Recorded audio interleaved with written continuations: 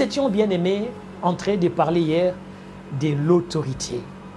On s'est arrêté au niveau de l'autorité qui était notre point avant de commencer avec notre onction qu'on a introduit.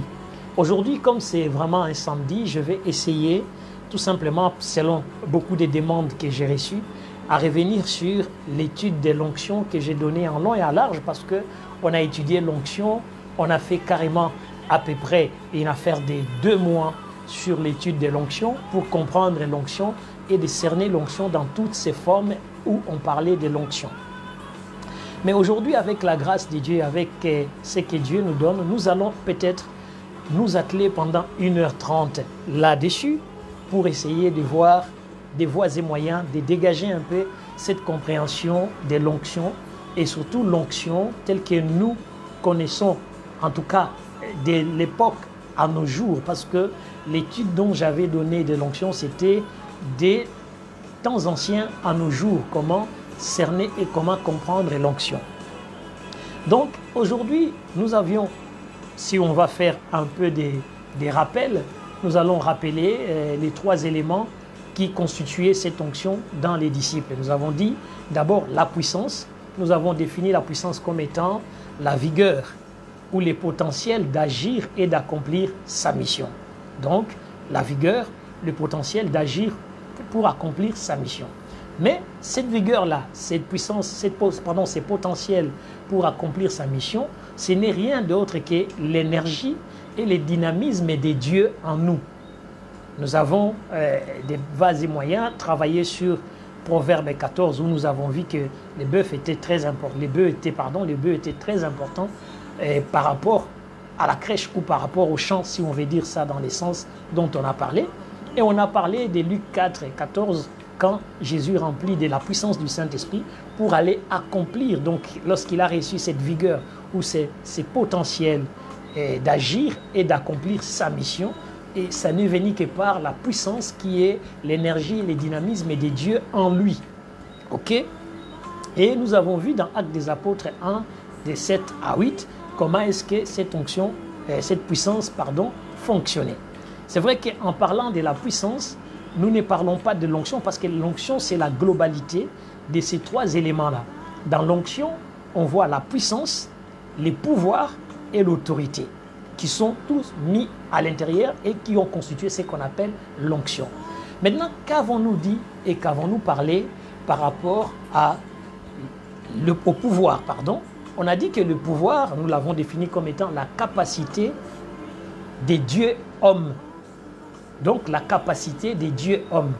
Donc quand l'homme commence à agir comme Dieu, la capacité des dieux hommes, c'est la compétence, cette compétence-là dans des actions, en tout cas des actions spirituelles et quelquefois physiques.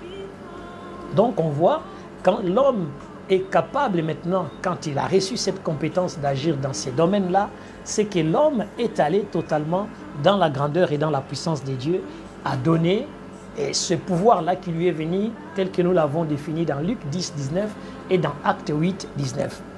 Alors aujourd'hui, on va vraiment terminer là où on était arrivé. On a parlé de l'autorité. Ok, nous avons dit que l'autorité, c'était le droit, on a vu. Vous voyez, donc on voit pouvoir. Quand on parlait du pouvoir, on a dit c'est la capacité. Quand on a parlé de la puissance, on a dit c'est l'énergie ou le dynamisme. Pouvoir, capacité ou compétence dans les actions. Autorité, c'est le droit de commander et de légitimer sur une situation quelconque de vie. Nous avons vu Exode 7 où Dieu était en train de donner cette autorité de légitimer sur la situation de Pharaon à Moïse. Et nous l'avons vu dans notre texte Exode 7, 1 à 2.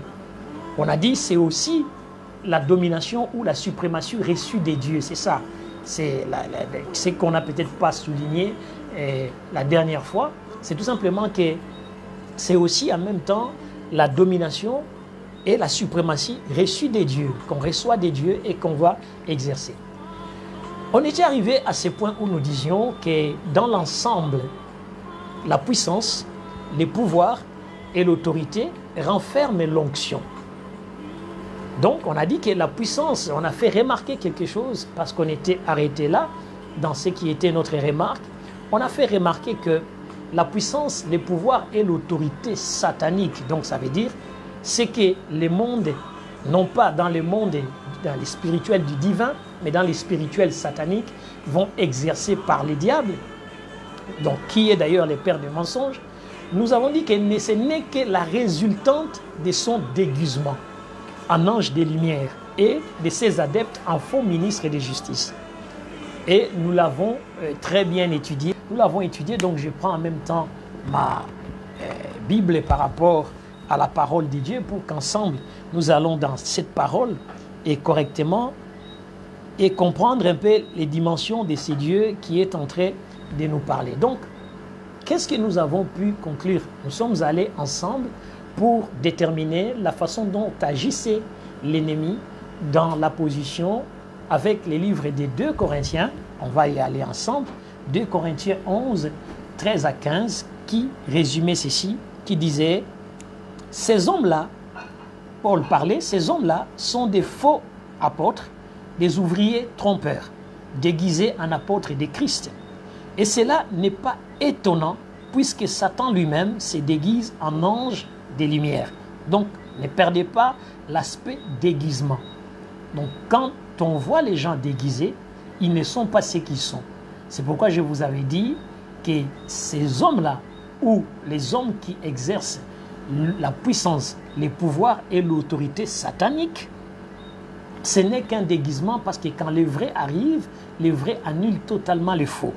Et donc, Paul dira ceci, il n'est donc pas étrange que ces ministres aussi, donc ça veut dire que non pas seulement ils se déguisent, mais il a aussi des ministres qui opèrent dans des ministères, mais avec la puissance, les pouvoirs et l'autorité satanique. Donc ça ne veut pas dire qu'il manque d'autorité, ça ne veut pas dire qu'il manque de pouvoir, ça ne veut pas dire qu'il manque de puissance, mais leur puissance, le pouvoir et l'autorité qu'ils vont exercer est du domaine satanique. Donc tout ce qui est du domaine satanique s'annule dans la présence de Dieu. Dieu a envoyé son Fils Jésus-Christ afin d'anéantir ou de détruire les œuvres du diable. Donc on comprend que si on est de l'autre côté, on a la possibilité d'anéantir les œuvres du diable. Donc ici, on va aller et on va avancer parce qu'on a dit qu'il fallait qu'on comprenne un peu c'était quoi l'onction. C'est vrai que plusieurs fois dans les enseignements, on a pu parler de l'onction et je me rappelle du moment où j'ai parlé de l'onction en général, on a expliqué un peu ce qui étaient les grands problèmes. Ici, quand on parle des faux ministres, on va se rendre compte que si maintenant vous me permettez qu'on commence à parler de l'onction et que vous savez qu'à l'intérieur, quand on parle de l'onction, c'est un package. À l'intérieur de cette onction, il y a la puissance, le pouvoir et l'autorité. Donc quand je parle de l'onction satanique, je parle de la puissance, du pouvoir et de l'autorité satanique. Quand je parle de l'onction divine, donc je parle de la puissance, de l'autorité et des pouvoirs divins. Donc, des divins, pardon. Alors, donc, qu'est-ce qui se passe? L'onction de Dieu ne s'acquiert pas à prix d'argent ou bien d'un bien quelconque. Donc, on n'achète pas l'onction et l'onction ne se vend pas.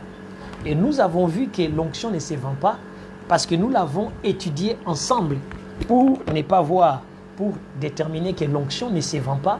Nous l'avons vu ensemble. Où est-ce que nous l'avons vu?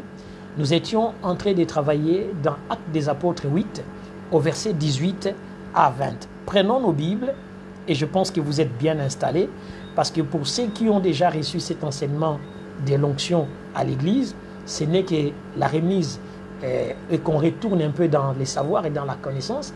S'ils peuvent rentrer dans leurs écritures, s'ils ont écrit quelque part cet enseignement, c'est plus facile pour eux aussi de suivre avec moi. Mais sinon, pour ceux qui sont tout nouveaux dans cet enseignement, nous allons découvrir ensemble, parce que j'ai dit toujours que quand on commence à étudier la parole de Dieu, Dieu finit toujours par apporter quelque chose de nouveau. Et dans ce que Dieu apporte de nouveau, il faut être attentif parce que nous ne savons pas comment il va nous ouvrir les ciels ce soir.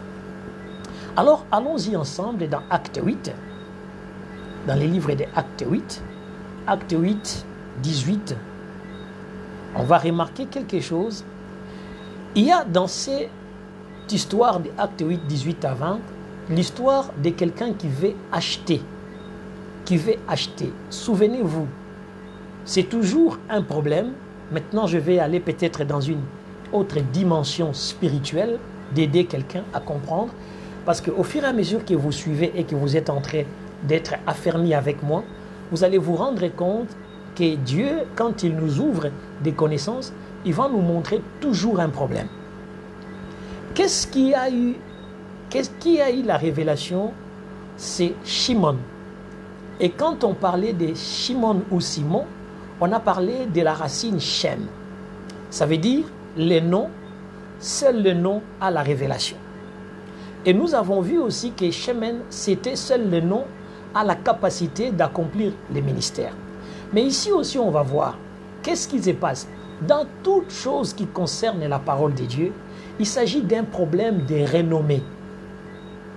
Renommée, ça veut dire redonner un nom. Pourquoi est-ce qu'il s'agit des problèmes de renommée? Parce qu'on va voir que même quand nous allons travailler dans les Seigneurs, quand nous allons vraiment travailler en tant qu'enfants de Dieu, on aura toujours cette tendance à vouloir nous faire un nom ou à créer un nom. Et tout tourne autour du nom. Et c'est toujours un nom. Même quand on fait le travail de Dieu, on veut un nom. On veut qu'on reconnaisse notre nom. On veut que notre nom apparaisse quelque part. On veut que notre nom soit totalement un nom que tout le monde doit retenir.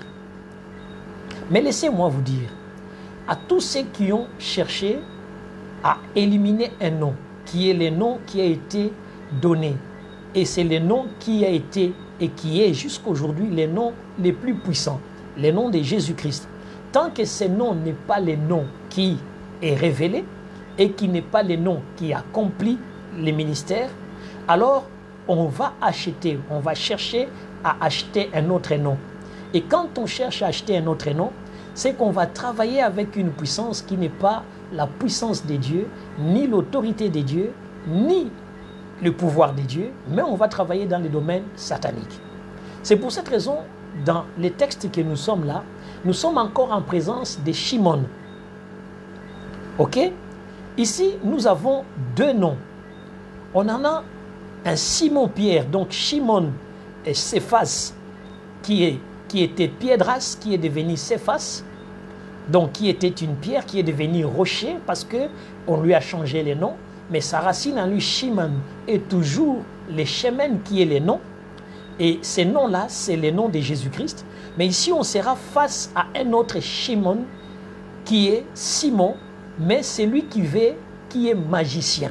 Donc, un nom qui est le magicien et un nom Shimen qui est celui qui sert Dieu.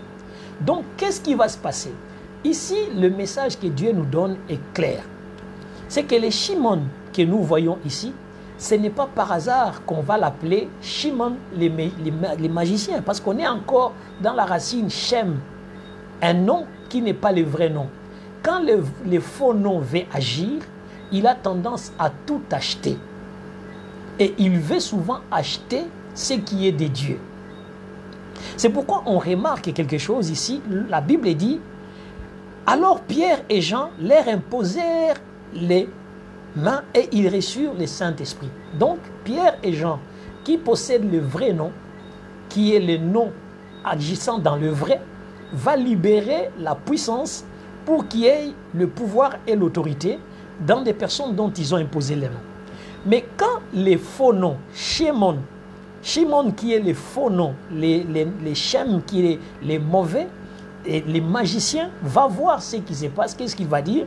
La Bible dit, lorsque Simon, donc les mêmes Shimon que nous allons voir encore, qui est les mêmes racines de Shimon, les noms, les Shem, les faux noms, quand les faux noms verront ce que les vrais noms font, ils vont chercher à acheter ce que les vrais noms font. Et qu'est-ce qui se passe? La Bible dit, Simon vit que le Saint-Esprit était donné par l'imposition des mains des apôtres, il leur offrit de l'argent. Il leur offrit de l'argent en disant, 19, accordez-moi aussi non pas la puissance. Suivez bien. Il ne va pas demander la puissance. Parce qu'il sait que cette puissance n'a que la meilleure source, c'est le Saint-Esprit. Mais il dit tout simplement, prêtez-moi un peu le pouvoir qui est à l'intérieur de votre puissance. Donc je vais acheter quoi? Les pouvoirs, afin que celui à qui j'imposerai les mains reçoive le Saint-Esprit. Mais qu'est-ce qu'il va recevoir? Parce que le Saint-Esprit ne s'achète pas. La puissance qui est cette capacité que nous recevons de Dieu, donc qui est cette énergie, on ne l'achète pas. Je vous ai très bien démontré hier qu'on peut avoir les pouvoirs familiales, l'autorité parentale, mais on n'aura jamais la puissance. Parce que la puissance ne s'achète pas. La puissance, c'est Dieu seul qui est le donateur et Dieu seul qui les dote par la puissance du Saint-Esprit pour nous maintenant qui sommes des enfants de Dieu, qui sommes arrivés à entrer dans ces domaines de l'onction. Alors qu'est-ce qui se passe à ce moment-là? On voit que vous devez faire attention parce qu'il y a des gens qui achètent l'onction, mais pas la bonne onction. Ils vont acheter la mauvaise. Mais quand ils vont acheter la mauvaise, nous ne devons pas ignorer une chose.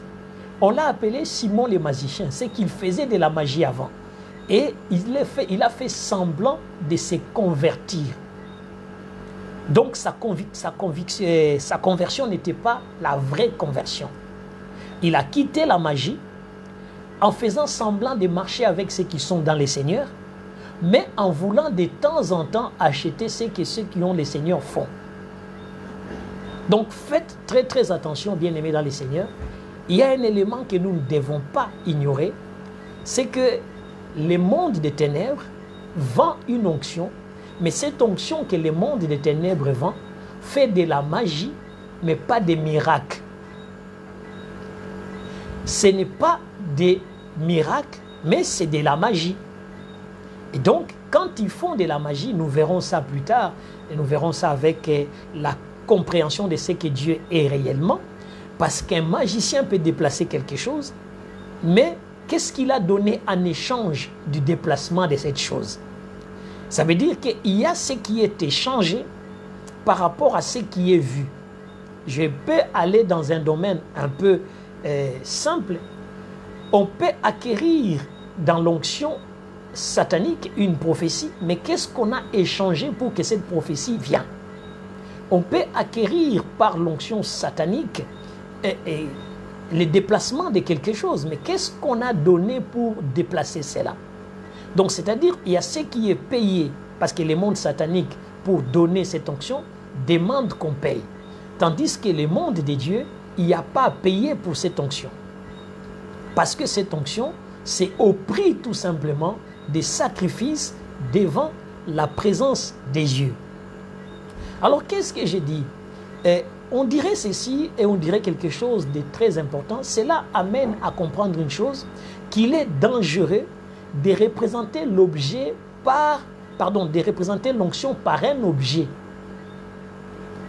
Donc, on peut transmettre l'onction dans un objet, mais cet objet n'est pas représentatif de l'onction.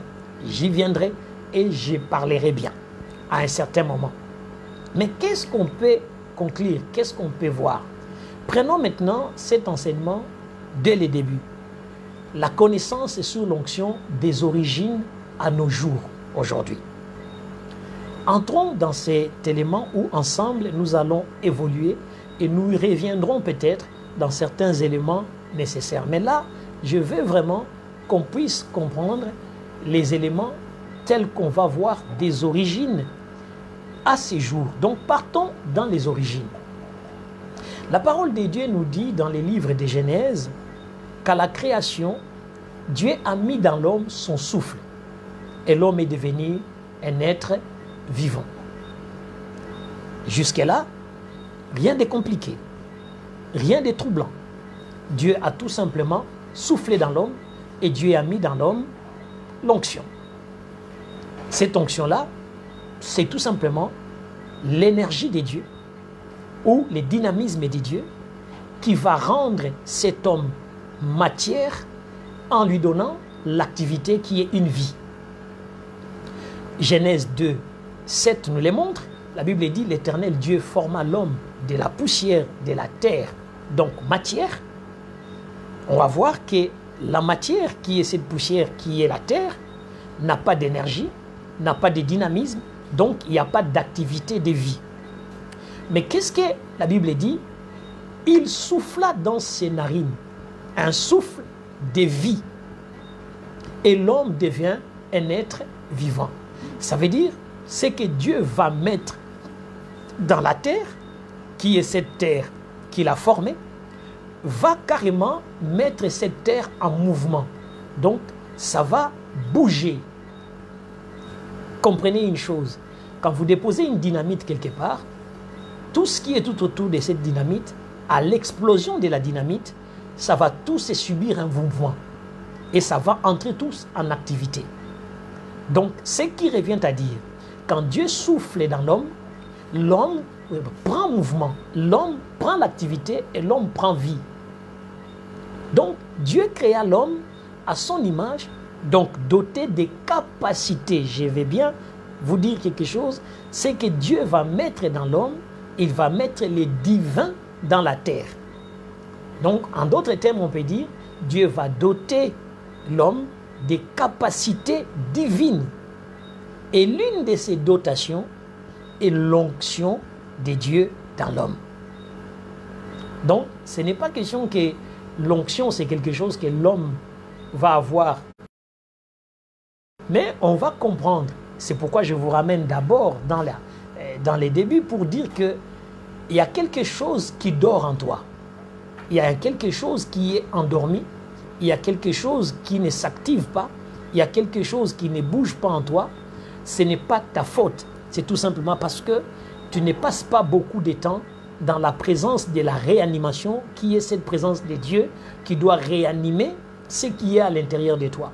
Le fait que tu ne passes plus beaucoup de temps en prière et en présence de Dieu, tu ne réarrives plus à réanimer ou à réactiver cet être qui a été doté de cette puissance, qui d'ailleurs va connaître un problème, tout simplement. Genèse 1, 27, qui nous parlait de ces moments-là, disait, Dieu créa l'homme à son image, il les créa à l'image de Dieu, il créa l'homme et la femme. Ça veut dire que quand on tient compte de ces textes, l'onction n'a pas de sexe. Donc, l'onction n'a pas de sexe. Dès le départ, comprenons une chose, que l'onction n'a pas de sexe. L'onction n'est pas quelque chose qui va agir qui est dans l'homme et pas dans la femme. Parce que quand Dieu les crée tous les deux vont recevoir même type de souffle. Si nous ne voulons pas l'appeler d'abord dans le sens de l'ennemi qui commence à vouloir séparer des choses, à mettre des choses vraiment dans des difficultés, mais les deux, dès le départ, reçoivent la même chose. C'est identique. Parce que ce que Dieu va faire quand il prendra la côte de l'homme, il va aussi souffler dans la femme, parce que la côte va devenir tout simplement la matière, mais les souffles restent les mêmes. Mais les souffles restent les mêmes, parce qu'il n'y a pas d'autre souffle. Mais maintenant, c'est que Dieu a mis les nefesh, ou les souffles. Comment ce nefesh, qui est le souffle, va devenir à un certain moment, ou dans un moment donné dans la vie de l'homme, chose. Parce que dès que Dieu met les nefesh dans l'homme, il va montrer à l'homme que tu as mon énergie. Donc j'ai mis en toi le dynamisme qui te donne, qui te confère l'exercice du pouvoir sur toute la création et qui te donne l'exercice de l'autorité à chaque situation qui va se présenter devant toi. Étymologiquement, les mots onction, si nous devons l'étudier des origines, dès qu'il va apparaître dans nos Bibles ou qu'il va apparaître pour la première fois dans les termes vraiment d'onction, nous allons les trouver dans les livres d'Exode. Exode chapitre 25. Allons-y ensemble. Exode chapitre 25. Au verset et que nous voyons tous ensemble tranquillement. On peut prendre les versets 6 ou 5. Prenons 5, c'est plus tranquille. Parce que 5 au moins, c'est autre chose. Mais 6 va vraiment nous amener là-dedans. Que dit Exode 25, 6? Je lis. Exode 25, 6 dit « De l'huile pour les chandeliers. » Ok? De l'huile pour les chandeliers. À côté de cela, des aromates pour l'huile d'onction. Faisons la différence entre l'huile du chandelier et l'huile d'onction. Ok? L'huile du chandelier maintient les chandeliers allumés. Mais l'huile d'onction dégage un parfum.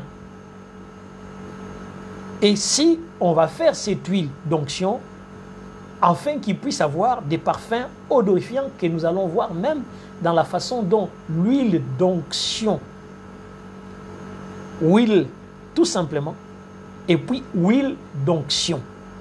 Donc faisons bien la différence. C'est Exode 25, 6, pas 25, 5.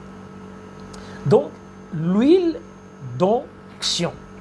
Donc quand on va parler de l'huile d'onction, on va voir apparaître pour la toute première fois ces mots onction.